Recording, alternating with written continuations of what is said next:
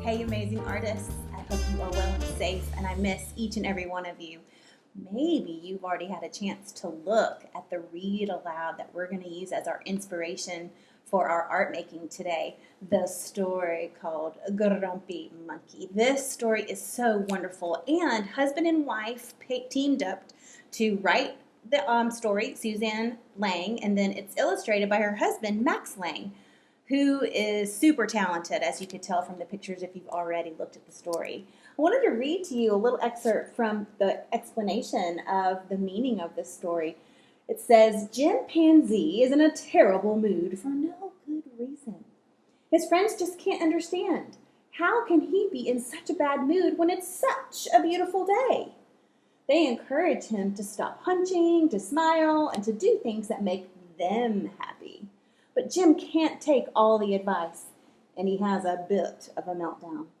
Could it be that he just needs a day to feel grumpy? I'm wondering if some of you have felt like that, especially since we're having to stay home so much. And I think what's great about this story is that it's a great opportunity to learn that it's okay to sometimes not be okay, as long as you aren't hurting anybody else in the process. So, get started, grab whatever you want to draw with, and we are going to create our own grumpy monkey. Or maybe you're going to do a different emotion and expression for yours. Okay, amazing artists, we're going to get started drawing our grumpy monkey today. And I want us to focus on Max Lang's drawings, especially this scene as it opens in the story where poor Jim is just struggling to have a happy heart. He was just feeling pretty grumpy that day. But what I want us to focus on when we draw, not only using line and shape and texture to give him the look of a furry little monkey, but I want us to look at the background. And we're going to look at how to draw our background with overlapping shapes to make it look like he is in the jungle. So let's get started. Okay, let me show you two that I've already completed. I have one that is, he's, bless his heart, he's a little grumpy today. I wanted to show you the way I filled up my whole paper with his body. I have him hanging from the branch at the top, and I added texture to look like he is a very furry animal. And then here's one, ooh la la, much happier.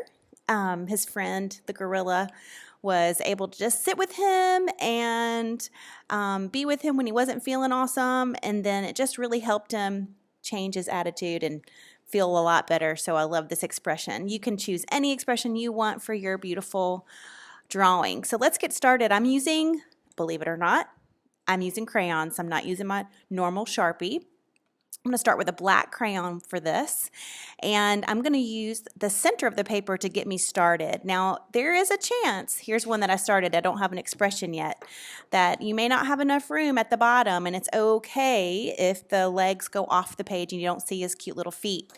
I'm going to try to make sure that I have enough room to show you how to draw his feet on this particular paper. So I'm going to get started right in the center. So we're going to start with the middle of his face, and it is two rounded bumps, just like this. Basically looks like, I guess, Mickey Mouse ears.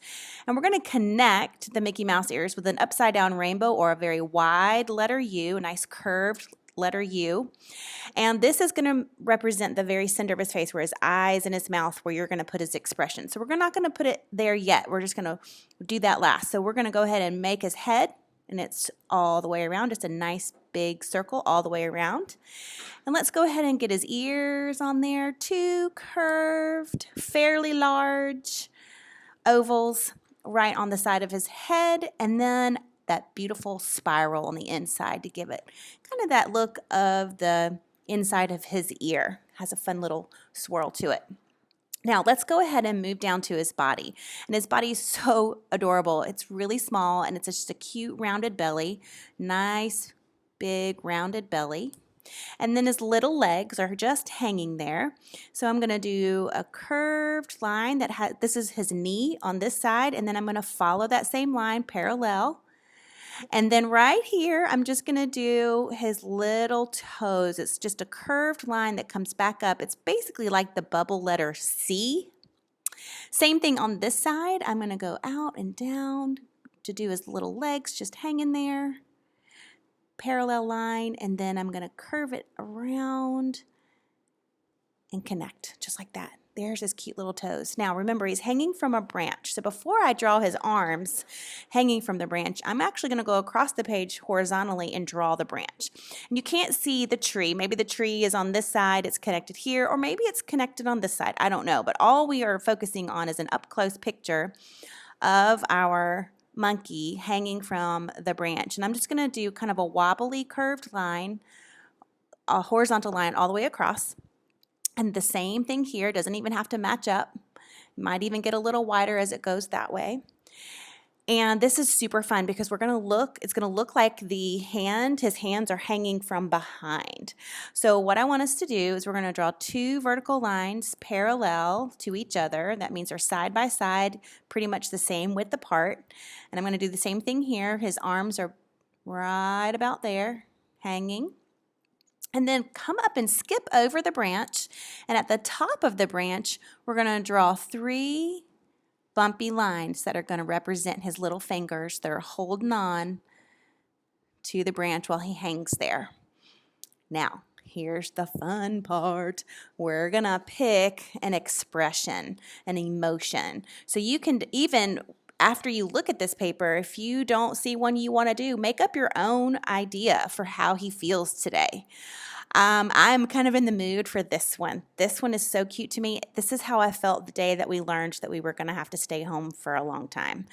I was like, what? That's how I felt. So I'm gonna draw this adorable expression. Now, if you're wanting to study this, obviously you need to pause the video and take a good look at the different expressions so you can draw the one you like. I'm just going to put it to the side and so it can help me. And I'm going to just draw inside of his face. I'm going to draw his funny expression where he's like, what? Are you serious? 2 circles and a dot. Of course, this is all up to you. I'm going to draw his little nose underneath and between his eyes.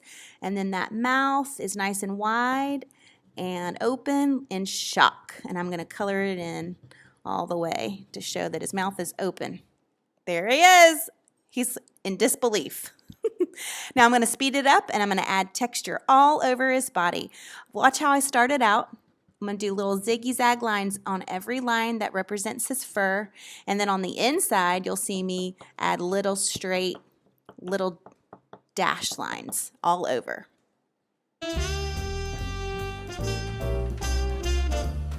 Okay, and the last thing I want to do, I've already added texture to show fur all over his body. I'm going to draw a few lines to show there's a little bit of texture in the branch. And that's the last thing I'm going to draw with my black crayon. Now for something a little more fun with color, baby, color before I paint. I'm going to use some other colors to create the background. Remember, we talked about trying to overlap our background and really make it look like he is in the jungle. So I'm going to actually create some leaves, and they're going to be, maybe they're falling from this tree, maybe there's some that are connected to the tree. You can do whatever kind of leaf you like. These are the most fun for me to draw and easiest. So I'm just doing curved lines that match up and have little pointed ends. I'm going to switch colors. I'm going to do some blue leaves. I'm going to use jungle colors, rainforest colors, really rich, dark colors. And I'm going to do the same thing when I choose my paints.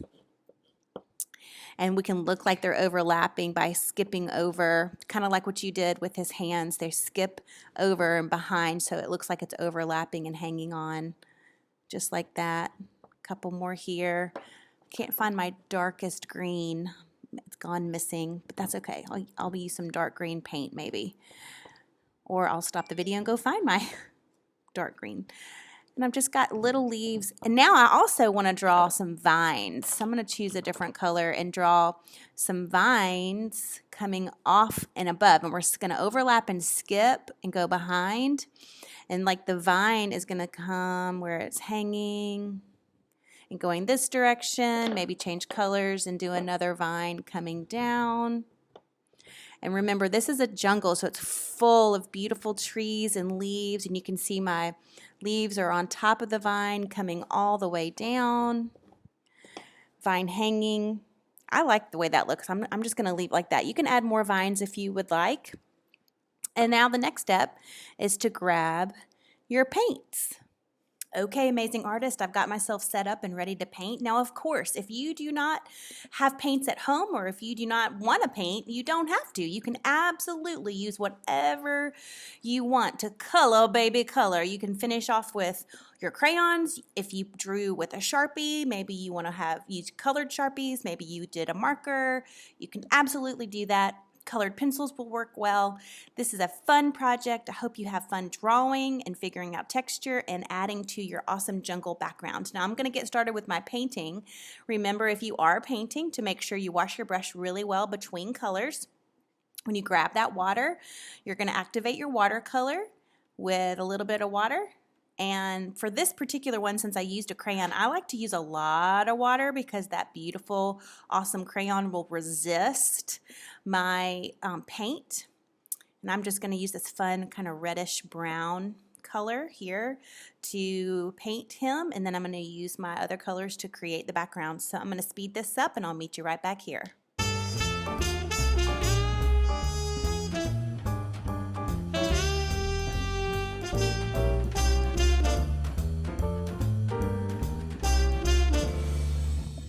Okay, artist, I have finished adding all my color to my surprised monkey. This is a surprised expression.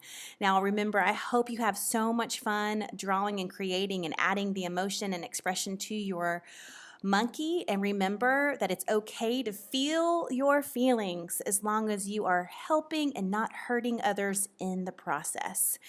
I hope you have a beautiful, fabulous day. I miss you, and I look forward to seeing you back here in the next video.